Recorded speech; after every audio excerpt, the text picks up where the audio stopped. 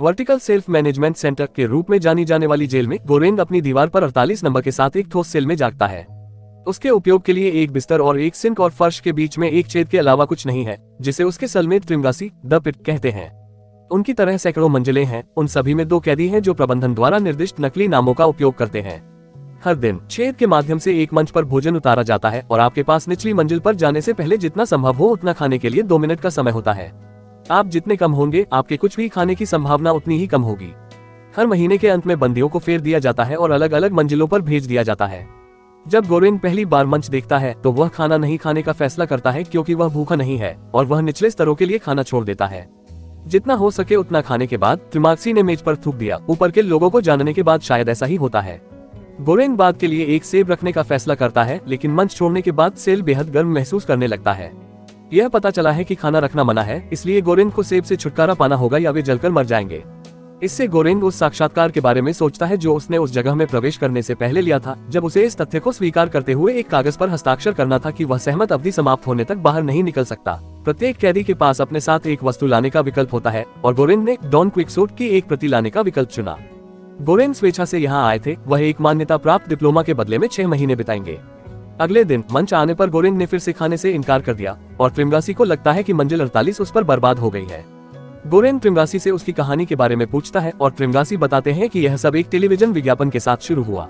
उसने एक साधारण चाकू खरीदा जिसे उसने टीवी पर देखा, लेकिन कुछ ही दिनों बाद उन्होंने और भी बेहतर चाकू का प्रचार करने वाला एक नया विज्ञापन जारी किया। इससे वह इतना आग बबूला हो गया कि उसने टीवी उठा लिया और उसे खिड़की से बाहर फेंक दिया, जिससे वहां से गुजर रहे एक व्यक्ति की मौत हो गई। त्रिमगासी को एक मनोरोग अस्पताल और छेद के बीच एक विकल्प दिया गया था, इसलिए वह यहाँ है। वह सबसे नीचे 132 गया था। इस प्रकार वह जानता है कि उससे अधिक मंजिलें हैं, क्योंकि वह उन्हें नीचे देख सकता था। कोई भी खाना नीचे के स्तर तक नहीं पहुंचता है और 1 महीने नीचे इतना बुरा नहीं है। समस्या तब होती है जब आपको लगातार 2 निचले स्तर मिलते हैं। गोरेंग इस संभावना से डरा हुआ है और दूसरी मंजिलों पर लोगों से बात करने की कोशिश करता है ताकि वे अपने भोजन को राशन देने के लिए कह सके, लेकिन उसे नजरअंदाज कर दिया जाता है। त्रिमगासी निचली मंजिल में पेशाब करके जवाब देता है। वह यह भी बताता है कि जिस वस्तु को उसने अपने साथ लाने के लिए चुना वह चाकू है जिसे उसने टीवी से खरीदा था। अगली बार जब मंच आता है, गोरेंग आखिरकार खाना शुरू कर देता है। वह ऊपरी स्तर के एक व्यक्ति को छेद के माध्यम से गिरते हुए भी देखता है और त्रिमाक्सी का कहना है कि यह बहुत आम है, लेकिन कोई भी इसके बारे में कुछ नहीं करेगा।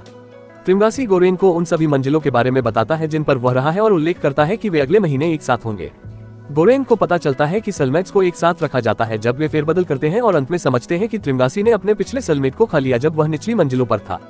जब मंच फिर से आता है तो मिहारू उस पर बैठा होता है। गोरेंग उसकी चिंता करता है क्योंकि उसे पता चलता है कि वह घायल हो गई है, लेकिन त्रिमाक्सी ने उसे उसकी उपेक्षा करने के लिए कहा। मिहारू अपने लापता बच्चे की तलाश के लिए महीने में एक बार छेद से नीचे आती है। वह अगले महीने अपने बच्चे के साथ जोड़े जाने के अधिक मौके पाने के लिए मिलने वाले हर सेलमेट को भी मार देती है। जिस आदमी को उन्होंने गिरते हुए देखा था वह शायद उसका शिकार था। त्रिमगासी तब समझाती है कि उसके विपरीत उसने कभी किसी को नहीं मारा, उसने सिर्फ उस शरीर को खाया जो उसके फर्श पर गिरा था। जब मंच अगले स्तर पर जाता है तो कैदी मिहारू का फायदा उठाने की कोशिश करते हैं। गोरेंग उन पर उसे अकेला छोड़ने के लिए चिल्लाता है, लेकिन यह आवश्यक नहीं है। मिहारू बस उन्हें मारता है और मंच पर लौट आता है। जब महीना खत्म हो जाता है तो कैदियों को गैस से सुला दिया जाता है और चारों ओर फेर दिया जाता है। जब गोरेंग जागता है तो वह खुद को फर्श 171 पर अपने बिस्तर से बंधा हुआ पाता है। त्रिमगासी बताते हैं कि उन्होंने गोरेंग को बांध दिया क्योंकि वह छोटा और मजबूत है, इसलिए त्रिमगासी को अपनी रक्षा करनी होगी। अन्य मंजिलों से चीख पुकार सुनी जा सकती है जो लोगों को उनके नए स्तरों पर प्रतिक्रिया करने का संकेत देती है, और जब मंच आता है तो एक टुकड़ा भी नहीं बचा है। 8 दिनों के बाद त्रिमगासी ने घोषणा की कि आखिरकार उसके लिए कुछ भोजन प्राप्त करने का समय आ गया है। दया के लिए गोरेंग की दलीलों को नजरअंदाज करते हुए त्रिमाक्सी ने गोरेंग की जान से कुछ मांस प्राप्त करने के लिए अपने चाकू का इस्तेमाल किया, लेकिन इससे पहले कि वह इसे खा सके मंच आ जाता है। मिहारू को अपने साथ लाता है। मिहारू को याद है कि गोरेंग उसके बारे में कितना चिंतित है और त्रिमगासी पर कूद जाता है, अपने ही चाकू से उस पर हमला करता है। फिर वह गोरेंग को मुक्त करती है और उसे चाकू सौंपती है ताकि वह इसका इस्तेमाल त्रिमगासी को खत्म करने के लिए कर सके। गोरेंग उसके बाद बेहोश हो जाता है और वह बाद में उठता है और खुद को बिस्तर पर पाता है। मिहारू ने चादर के एक टुकड़े से अपने पैर को बांध लिया है और वह अब त्रिमगासी खा रही है। वह गोरेंग के लिए कुछ मांस लाती है जो कुछ हिचकिचाहट के बाद स्वीकार करता है। वह बिना कुछ कहे मंच पर जाने से पहले उसके लिए थोड़ा पानी भी लाता है। दिन बीतते हैं और त्रिमगासी का शरीर सड़ने लगता है, जिससे गोरेंग को भी कीड़े खाने का मौका मिल जाता है। गोरेंग भी मतिभ्रम करना शुरू कर देता है। त्रिमगासी के भूत को देखते हुए वह उसे खाता है। महीने के अंत में गैस सेल पर कब्जा कर लेती है और गोरेंग फिर से एक महिला के साथ होने का सपना देखता है, जबकि मिहारू देखता है। जब वह उठता है तो उसे पता चलता है कि उसे चाटने वाला कुत्ता है। गोरेन के झटके के लिए उसका नया सेलमेट इमोगिरी है, वह महिला जिसने उसका साक्षात्कार किया था जब उसने इस जेल में प्रवेश करने के लिए स्वेच्छा से प्रवेश किया था। कुत्ता वह वस्तु है जिसे उसने अपने साथ लाने के लिए चुना था और वे अब 33 के स्तर पर हैं। गोरेन को साक्षात्कार का दिन याद है और कैसे इमोगिरी ने सवालों के बीच खौफनाक ठहराव किया। वर्तमान में इमोगिरी बताती है कि उसने गोरेन के रूप में स्वेच्छा से काम किया और वह नहीं जानती थी कि लोग यहाँ मर गए। जहाँ तक जानती है 200 स्तर है, और जब गोरेन बताते हैं कि यहाँ सभी लोगों के लिए पर्याप्त भोजन नहीं है, इमोगिरी बताते हैं कि भोजन की मात्रा ठीक होगी यदि लोग केवल वही खाएं जो उन्हें चाहिए। कुछ ऐसा जो एकजुटता की सहज भावना को बढ़ावा देता है, उसे होने की जरूरत है, लेकिन गोरेन को यह विचार हास्यास्पद लगता है। उन्हें आश्चर्य होता है कि क्या किसी बच्चे की मृत्यु से परिवर्तन प्राप्त किया जा सकता है, लेकिन इमोगिरी को यकीन है कि कंपनी की नीति 16 वर्ष से कम उम्र के लोगों को स्वीकार नहीं करती है। जब मंच उनके लिए भोजन लाता है तो इमोगिरी केवल वही खाती है जिसकी उसे आवश्यकता होती है, और अपने कुत्ते को कुछ देने के बाद वह भोजन के 2 राशन तैयार करना शुरू कर देती है। एक बार जब मंच निचले स्तर पर पहुंच जाता है तो इमोगिरी कैदियों के साथ तर्क करने की कोशिश करता है। उनसे कहता है कि वह तैयार किए गए राशन को खाएं और अगले स्तर पर संदेश देने के लिए 2 और बनाएं। जाहिर है कि उसे पूरी तरह से नजरअंदाज कर दिया गया है, और गोरेन बताते हैं कि प्रशासन वास्तव में एकजुटता नहीं चाहता है। इमोगिरी को नफरत है कि गोरेन को लगता है कि सभी प्रशासन खराब है क्योंकि उन्होंने बिना मुद्दों के उनके लिए काम किया, लेकिन गोरेन ने जवाब दिया कि एक पूर्व कार्यकर्ता होने के नाते उन्हें अपने सेलमेट को चुनने का विशेषाधिकार मिला। इमोगिरी ने हार नहीं मानी और हर दिन भोजन को राशन देने की कोशिश करती रहती है, लेकिन निचले स्तर पर उसकी उपेक्षा जारी रहती है। 2 हफ्ते बाद गोरेन अंत में उसकी सारी चिल्लाहट से थक जाता है और लोगों से कहता है कि अगर वे इमोगिरी के निर्देशों का पालन नहीं करते हैं तो वह हर दिन खुद को भोजन से मुक्त कर लेंगे और उन्हें मलखाना होगा। खतरा काम करता है और कैदी संदेश को निचले स्तर तक पहुंचाना शुरू कर देते हैं। कुछ समय बाद उस पर एक बेहोश मेहारू के साथ मंच नीचे आता है। गोरेन और इमोगिरी ने उसे बिस्तर पर लिटा दिया और उसकी देखभाल की, जबकि कुत्ता कुछ खाना चुरा रहा था। एक बार प्लेटफॉर्म से निकल जाने के बाद सेल को अत्यधिक ठंड महसूस होने लगती है और नियमों को तोड़ने के लिए मारे जाने से पहले गोरेन को कुत्ते द्वारा चुराए गए भोजन को वापस लेने के लिए उसका पीछा करना पड़ता है। शाम को गोरेन मेहारू के लिए बिस्तर छोड़ देता है और फर्श पर सो जाता है। केवल लड़कियों को लड़ने के लिए जगाने के लिए यह पता चलता है कि मेहारू ने उसे खाने के लिए कुत्ते को मार डाला। अगले दिन मेहारू मंच पर निकल जाता है। गोरेन इमोगिरी को अपने बच्चे के लिए मेहारू की खोज के बारे में बताता है, लेकिन इमोगिरी बताते हैं कि मेहारू 10 महीने पहले अकेले आया था। वो एक ऐसी अभिनेत्री थी जिनका कोई परिवार नहीं था, जो गोरेन की तरह आने के लिए स्वेच्छा से आई थी। इमोगिरी ने लोगों को यह जाने बिना नीचे भेज दिया कि यह कितना बुरा था और वह 3 साल से कैंसर से लड़ रही है। जब उसे पता चला कि वह लड़ाई हार गई है तो उसने स्वेच्छा से आने के लिए कहा, क्योंकि उसे लगा कि वह एक अंतर ला सकती है, लेकिन उसे अब कोई परवाह नहीं है। मंजिल 33 पर अपने आखिरी दिन गोरेन इमोगिरी को कुछ खाने के लिए मजबूर करने की कोशिश करता है, क्योंकि हो सकता है कि कल उनके पास खाना न हो, लेकिन इमोगिरी बिस्तर छोड़ने के लिए बहुत उदास है। अगली सुबह गोरेन यह जानने के लिए उठता है कि वह 202 मंजिल पर है, जिसका अर्थ है कि इमोगिरी के बारे में जितना पता था उससे कहीं अधिक स्तर है। इस तरह के रहस्योद्घाटन इमोगिरी को संभालने के लिए बहुत अधिक था और उसने अपने लिए चीजों को समाप्त करने के लिए अपनी चादरें इस्तेमाल की। उस समय ट्रिंगसी का मतिभ्रम फिर से प्रकट होता है, यह सोचकर कि क्या गोरेन अपने नए दोस्त को खा जाएगा। इस बार वह इमोगिरी और उसके कुत्ते से जुड़ गया है, जो जोर देकर कहता है कि उसे उसके शरीर को खाना चाहिए। गोरेन उनकी निरंतर हड़बड़ाहट को नजरअंदाज करने की पूरी कोशिश करता है और वह खुद को अन्य कामों में व्यस्त रखने की कोशिश करता है। वह अपनी किताब के पन्ने खाकर अपने पेट को छलता है और वह दीवार पर दिन गिनना शुरू करने के लिए एक प्लेट का टुकड़ा लेता है। आखिरकार भूख बहुत अधिक हो जाती है और गोरेन अंत में इमोगिरी पर भोजन करना शुरू कर देता है, जबकि त्रिमागासी उसे मार्गदर्शन करती है कि कहाँ काटना है। कुछ समय बाद अगला फेरबदल आता है और गोरेन यह जानकर प्रसन्न होता है कि वह 6ठी मंजिल पर है। दूसरे बिस्तर पर मौजूद शख्स मेहारू है, जो चाकू लेकर उसके पीछे आता है, लेकिन यह सिर्फ एक सपना निकला। गोरेन का नया सेलमेट वास्तव में बहारत है, जिसकी चुनी हुई वस्तु एक रस्सी थी। बहरात बहुत उत्साहित है क्योंकि उसे लगता है कि वह यहाँ से ऊपर तक चढ़ सकता है और वह स्तर 5 पर लोगों से मदद मांगता है। ऊपर का जोड़ा रस्सी पकड़ने की बात स्वीकार करने से पहले उससे चिढ़ाता है, लेकिन जब बहरात चढ़ना शुरू करता है तो दूसरा कैदी अपनी पैंट उतार देता है और भरत के मुंह पर शौच कर देता है।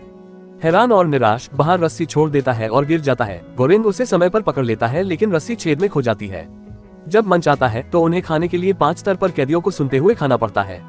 जैसे जैसे समय बीतता है त्रिंगासी और इमोगिरी के मतिभ्रम फिर से दिखाई देने लगते हैं।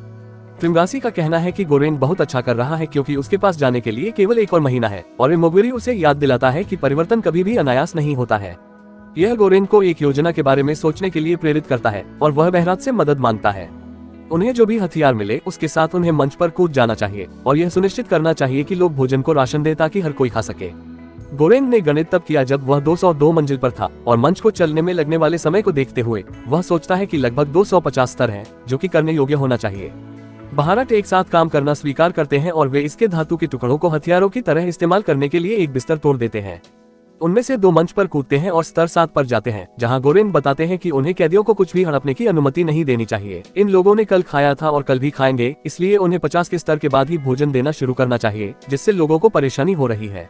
बहरात हिचकिचाता है क्योंकि ये कैदी उसके दोस्त हैं जिन्होंने उसे कुछ हफ्ते पहले ऊपर चढ़ने में मदद की थी, लेकिन जैसे ही बूढ़ा व्यक्ति गुस्से में प्रतिक्रिया करता है, बहार गोरेन की बात देखता है और उसे सभी को दूर रखने में मदद करना शुरू कर देता है।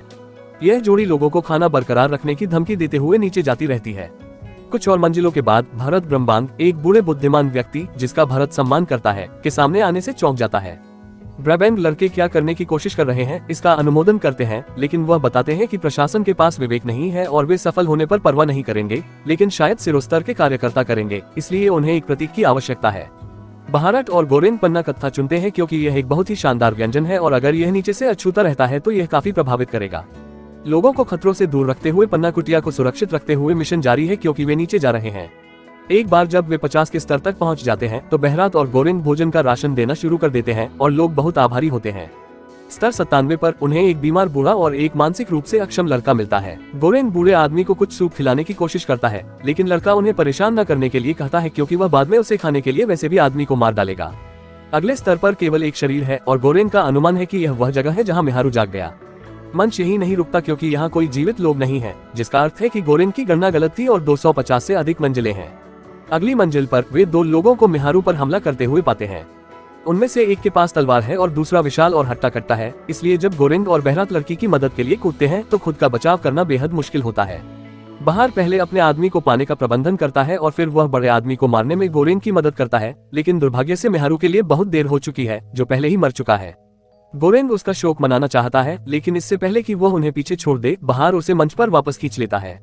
वे दोनों नीचे जाते रहते हैं और उन कैदियों को भोजन देते रहते हैं जिन्हें वे देखते हैं, हालांकि कई मंजिलों पर केवल लाशें हैं। आखिरकार प्लेटफॉर्म 333 के स्तर पर रुक जाता है, जो आखिरी लगता है। सबसे पहले उन्हें लगता है कि यह खाली है, लेकिन वास्तव में बिस्तर के नीचे कोई छिपा हुआ है। यह माली है, लापता बच्चा। बहरात और गोरेन बच्चे के पास जाते हैं और जैसे ही वे मंच छोड़ते हैं, वह फिर से नीचे जाने लगता है। गोरेन बहारत से पन्ना कत्था को छेद में फेंकने के लिए कहता है, लेकिन बहरत मना कर देता है। उनके आश्चर्य करने के लिए उन्हें दंडित करने के लिए कमरा गर्म या ठंडा नहीं होता है और बहुत हिचकिचाहट के बाद भरत माली को पन्ना कत्था देते हैं। वे तीनों उस मंजिल पर रहते हैं और गोरेन त्रिमगासी, इमोगरी और अब मेहारू द्वारा भी प्रेतवादित किया जा रहा है। अचानक बहार भूतों के साथ सहमत हो जाता है, गोरेन को बताता है कि लड़की संदेश है और जब गोरेन जागता है तो उसे पता चलता है कि बहरात की मौत उसके रक्तस्राव की चोटों के कारण हुई थी। अगली बार जब मंच आता है, गोरेन माली को अपने साथ लाता है और उन्हें फ्लो सिरो में उतारा जाता है, जो पूरी तरह से अंधेरा और खाली है। त्रिमागासी गोरेन को मंच से बाहर आने के लिए कहती है क्योंकि वह संदेश का हिस्सा नहीं है और साथ में वे मंच को माली के साथ ऊपर जाते हुए देखते हैं। उम्मीद करते हैं कि वह दुर्व्यवहार करने वालों को स्थिति की वास्तविकता से ऊपर दिखाएगी। देखने के लिए धन्यवाद। इस तरह के और वीडियो के लिए सदस्यता लें और चैनल को बढ़ने में मदद करें।